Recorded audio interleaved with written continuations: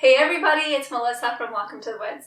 On this episode of This or That DIY, I'm going to explain the differences between mineral spirits and acetone.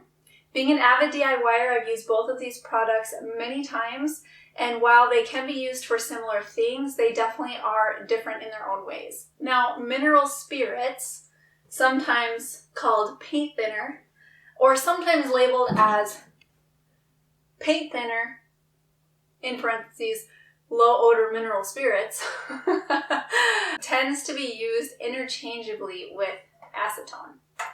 Acetone does cost a little bit more, but in general, both of these products are fairly cost effective, especially when you are trying to clean up products that you don't know how else to get rid of, like adhesives, lacquers, varnishes, things like that. One of the main differences in my mind when I'm choosing what to use is that mineral spirits dries slower and is milder, okay? Whereas acetone is like fast acting and aggressive. I have put this even on dried paints and it just eats right through them, versus mineral spirits is really only effective on like fresh paint. I've accidentally spilled acetone before on like a piece of furniture and it's completely ruined the finish. It eats through so many things. It can even disintegrate some plastics. So this stuff works very aggressively. Mineral spirits you can often find odorless, or it has like a very low odor, so it's more comfortable to use indoors. But although acetone is stinkier, it doesn't mean that it's more toxic. Mineral spirits actually is more toxic, but both have fairly low workable levels of toxicity. I would say acetone is more versatile. Acetone can be used for a ton of things. Even just on the front it says resins, epoxies, adhesive, fiberglass, and lacquers. The most common use for acetone is actually like nail polish remover. So if you've ever been to a nail salon, this is what the place smells like. It's also great for preparing wood or metal surfaces for paint because it cleans without leaving any kind of residue.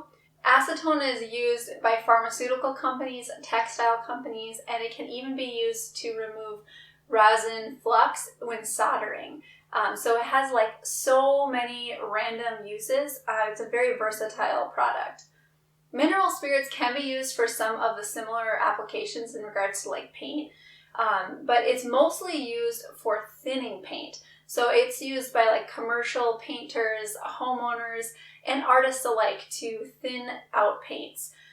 Mineral spirits is also really good for degreasing things because it is an oil-based product. So mineral spirits is oil-based because it's created through distilling petroleum. And so when you use it, it can leave behind like a little bit of an oily residue, but it thins whatever you're using. So I use it mostly for stains. If I'm ever going to stain something, then I clean out all my tools with mineral spirits afterwards. Acetone can be dissolved into water, and so oftentimes when using it to clean, people will water it down. And because acetone is volatile, it evaporates very quickly and it doesn't leave any tangible residue. On the downside though, acetone is super flammable and totally clear, so it can pose a safety hazard if it isn't stored properly. Even like a paper towel soaked in dried acetone can be an excellent fire starter. Mineral spirits is flammable too, but not to the extent. Both of these products are typically stored in metal cans. And then anything that you soak them in, like a rag or a paper towel, should be treated as if it could spontaneously combust. One way that these two are very, very similar, though, is in disposal. So in disposing these products, you don't ever want to dump them down a drain or even put them on the ground to absorb into the earth. Mineral spirits is toxic and it can actually just completely contaminate your groundwater. Acetone, like I said, it can damage plastic, so you don't want to dump that down your PVC pipe plumbing. You can actually recycle both of these by letting the paint or the adhesive that you used it to get out settle to the bottom into a sludge and then pouring off the top, and you can reuse that clear liquid that comes to the top. But if you just want to completely get rid of it, then the best way is to either bring it to a hazardous waste facility. I'm fortunate to live by a household hazard waste facility, but you might need to look up online or call your county to figure out like where the nearest one is for you.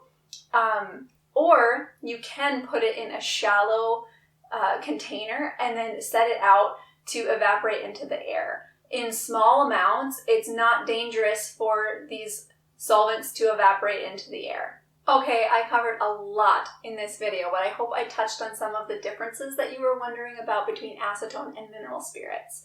I think that this information is very helpful for the average DIYer, especially proper disposal.